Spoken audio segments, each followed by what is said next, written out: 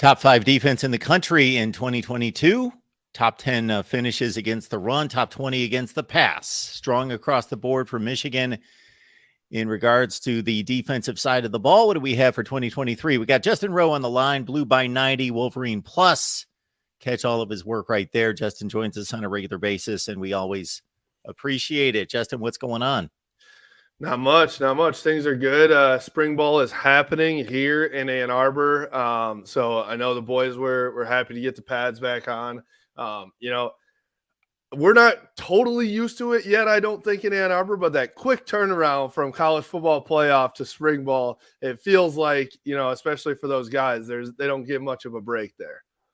Yeah, it's almost like the NBA. We get done with the finals, and then they're back in training camp 3 weeks later kind of thing.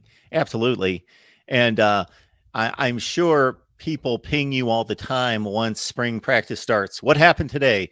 Any big news? And it's like, oh, let's let this ride for a few weeks, unless there's some kind of injury that comes out. Exactly. Everything, it's going to take a while for anything to come out that's significant. So just let the boys go to work. Yeah, it was funny. Even one of my writers at Blue by 90 published an article.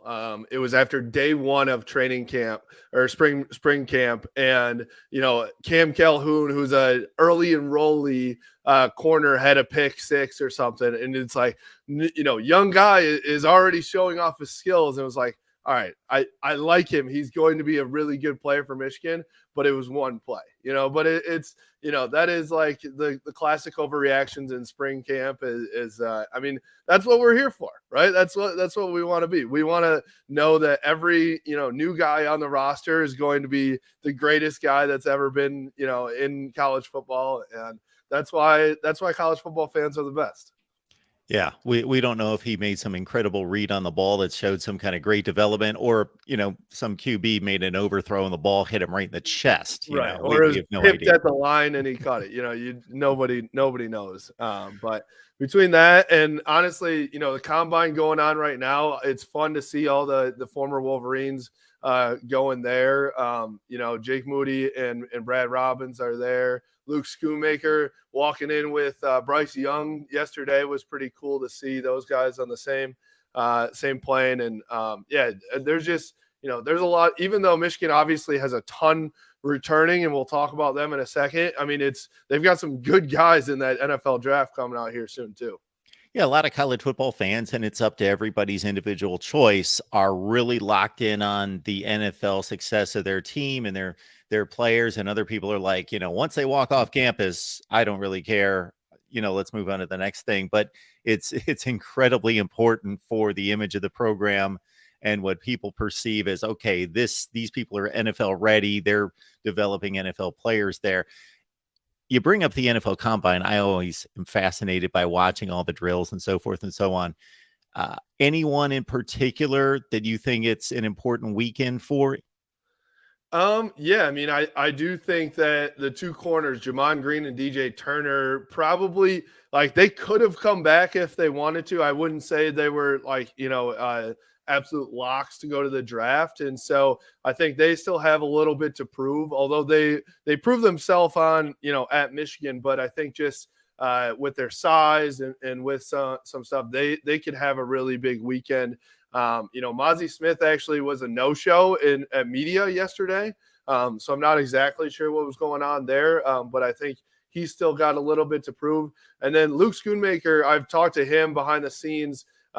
He has been having trouble with a shoulder ever since the playoff game. And so I think that there are some things there that everyone just wants to prove that they're healthy, they're ready to go, all that stuff. And so, I think that I don't know that anybody is like an absolute lock for a first rounder or a second rounder right now.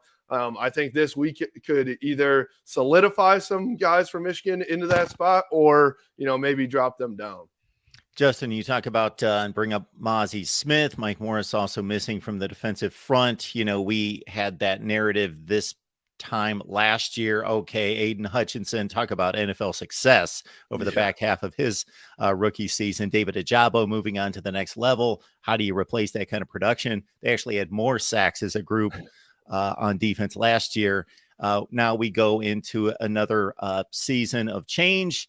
We mentioned Mike Morris and Mozzie Smith missing from the defensive front. How do you think it lines up there? We hear good things about Braden McGregor. He came on late. Jalen Harrell as well.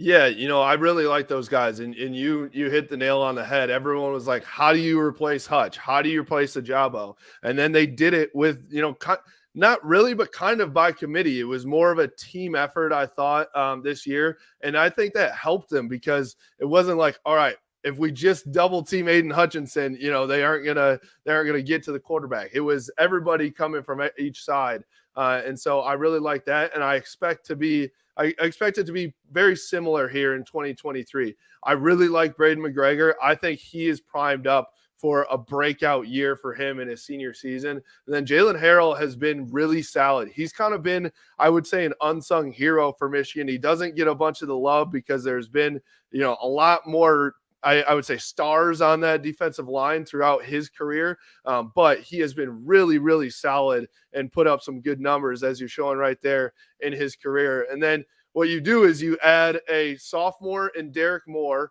who now has a year under his belt, who already showed some promise and got some good playing time in this past year. And then you add Josiah Stewart from Coastal Carolina, an edge rusher that transferred in this year, and people are really liking what they see from him and see him making an impact right away too. So, I feel like when we did the offensive preview, it was like reload, reload, reload. It feels like that on defense in some instances too for Michigan, where you're losing a lot of talent, but they're plugging these holes pretty quickly here too.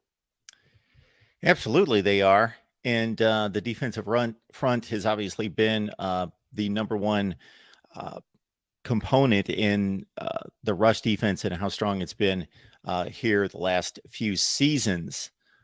All right, I guess moving on to linebacker, Junior Colson's been a star. Michael Barrett, those guys lead the group again.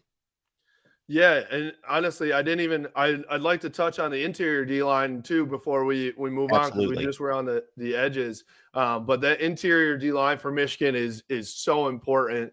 And I think the biggest piece probably that Michigan gets back this year is Chris Jenkins. Chris Jenkins at the D tackle position could have went. I was even told by some NFL agents that if he would have gone, he would have been the top pick for Michigan Wolverines in this NFL draft. And so for him to come back is huge. He's noted that his mom made sure that he was going to get his degree. And I think that's a big piece for him.